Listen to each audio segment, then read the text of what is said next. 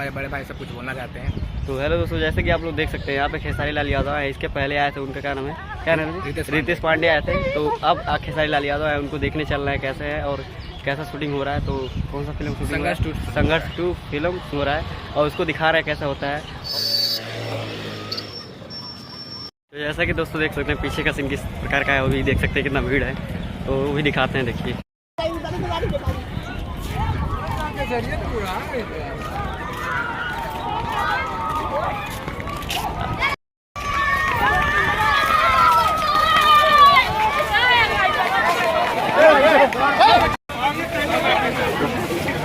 हो जाता है यार।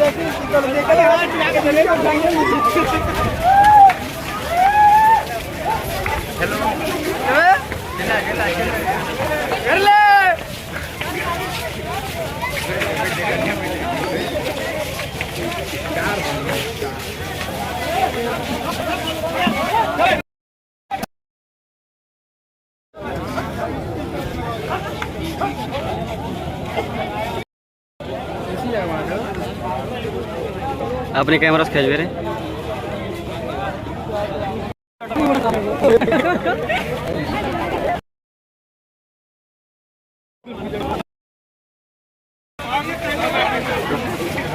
हो जाता है यार।